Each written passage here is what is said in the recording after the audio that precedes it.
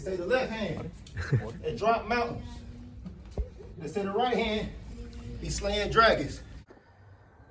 The untouchable True School Sports Empire proudly presents something the boxing game's missing. Hey, what's going on? It's your boy BT, and I came here to talk some boxing with the thousands of True School Sports subscribers. All right, and we'll talk about Lester Martinez here. He had his fight with Aleem on Pro Box, and this is the fight I actually wound up watching live. I didn't watch Adames versus Ammo live. I chose to watch this fight live because Gary Jonas has made a very big deal about Lester Martinez, and I know how much the Pro Box TV staff and executives, I know how much they love Lester Martinez. In fact, quiet is kept. I've been knowing that they love Lester Martinez probably more than any fighter on Pro Box for probably a couple years now. So I was very intrigued to see the event and just how it would do and how the commentators would be and things like that. Because while Pro Box TV, while they posture themselves as a TV network and they like to act like they don't have fighters that are assigned to them, they have certain fighters that they really love, and this is one of them, right? This one, him and Nigel Lopez seem to be two of the young guys that they're really pushing to that next level. And yeah, a lot was made going into this fight for Lester Martinez against Emmanuel Aleem, because Gary allowed Lester to go fight Christian Mbilli on the Netflix card, or on the Crawford Canelo card, and build his profile more and all that stuff. And basically, he allowed him to do that. Lester Martinez and Mbilli had a great fight. Lester Martinez's popularity grew, and then when Lester Martinez came at the Pro Box, obviously Lester could have asked for more money, but as Gary eloquently stated, he made this fight economically viable for Pro Box TV to put on, right? So, how you want to interpret that. But he made it for Pro Box TV to do well and succeed. And you know what? Credit to Lester, because I looked at the numbers this morning. I looked at all the playback numbers from they're live on Pro Box TV. They're live on Pro Box TV Espanol. And then like the full fight videos that they released on both Pro Box TV and Pro Box TV Espanol, and then the stream from the Fubo Sports TV, or whatever it was. They had like another stream on another channel, Fubo Sports or Fubo TV or something like that.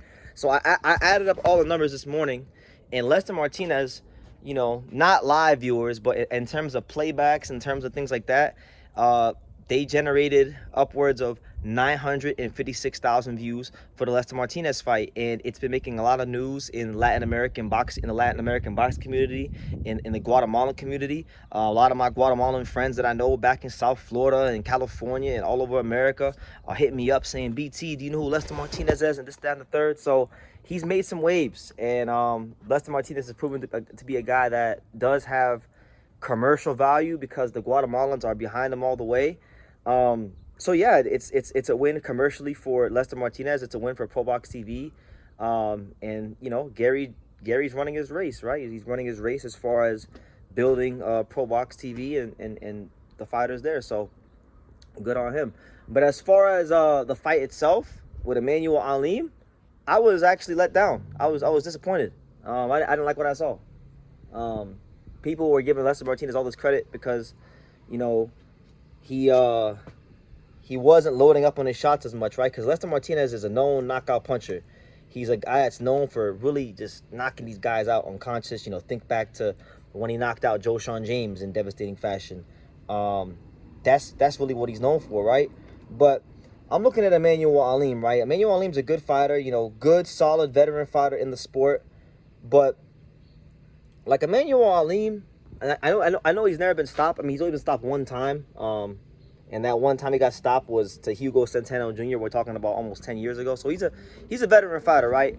But for me, it's like, for all the hype that Lester Martinez is getting, and for what he has shown to be in the past, I was very let down by this performance. Like I was watching the fight, and I had some reservations to go eat at an Italian restaurant here in Vegas, and I'm kind of upset that I didn't just go to the Italian restaurant and that I sat there and I just watched them on the big TV. I should have just went and got some food, because he's just there, plodding forward. Aleem, you know, to his credit, you know, he was throwing enough punches to keep Lester honest in spots, but I just think Lester, you know, the ring was really small. I think Lester should have been put in this. This is a guy I thought Lester should have put away. So while it is a chance for him to get some much needed rounds and experience and maturation in the ring against a legitimately good veteran fighter, I'm not exactly over the moon about his performance. But again, this happens in boxing. Sometimes guys don't have great performances against guys they know they're going to beat. Like, so I think back to Raymond Murataya before he won his world title against Andy Cruz. He didn't look good against Tevin Farmer. He didn't look good against Zolani Ndengeni. But when he got the big fight, he performed very, very well. And the thing is with Lester, it's like he already got his big fight against Christian Mbilli, and I thought he was going to win that fight. And I thought he wound up. I thought he actually lost that fight and was very fortunate to get a draw. So he gets the win against Aleem. He becomes the first world champion, right? Supposedly from Guatemala, which I don't. He's not a world champion. Like I hate to be the bearer of bad news. I hate to be like the guy that's a hater or whatever, if you want to call me that. But he's not a world champion. Interim titles are not world titles. You know, you have, and I don't make the rules. I'm just telling you guys what the sanctioning bodies say. So don't take it up with me. Take it up with the sanctioning bodies. I'm just reminding you. You have the full champion and you have the interim champion. Now the full champion, and I know, I don't like that he got elevated. I don't like that the WBC elevates guys and guys get handed belts. But I'm just telling you guys the truth. And Mbilli got elevated to the title. Lester has a piece of the belt. So unfortunately, Mbilli's actually the champion. And if they wanted to settle who's the real champion, they can fight each other in the 12-rounder. Because last time was a 10-rounder.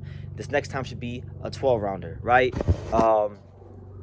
I really wasn't I wasn't impressed. I wasn't impressed with what I saw Lester. I was actually more impressed with Aleem. The fact that he was so durable, and that he actually, you know, I'm gonna say like around round 7 or 8, he hit Lester with a body shot. Lester didn't want to come forward for a couple rounds. Like, I don't know. I saw some chinks in the Lester armor that he needed to go tighten up on. Because if not, and Mbilli in the 12 rounder is gonna run right through him. I'll tell you guys just like that. But yeah. Otherwise, other than that, you know, I would say a box office hit for Pro Box TV and Lester Martinez and Guatemalan boxing. But just not ready to call Lester Martinez special. You know, I was disappointed in the commentary, like Chris Algieri, Robert Garcia, you know, real boxing guys that traditionally speaking are awesome commentators. But I thought they were just doing too much. They were overselling what Lester was doing. They was calling him special. Like, nah, man, like, you're supposed to be putting this guy away in like 7 or 8 rounds. Like, if you really on that caliber, 7 or 8 rounds, he should be getting packed up. But that's just me. Who am I? I'm just a guy at the YouTube channel. What do I know, right? But anyway, what do you guys think? I think there's some great fights out there for Lester. I think him versus Diego Pacheco does great business in LA. I think him versus Jaime Munguia would do crazy business in LA. Gary Jonas has already said that Lester's next fight they want to do in a 20,000 seat arena in conjunction with the Guatemalan Music Festival. So, I mean, he really believes in Lester Martinez's commercial value, and it looks like he's ready, willing, and able to make the investments to do that, you know. So good for him.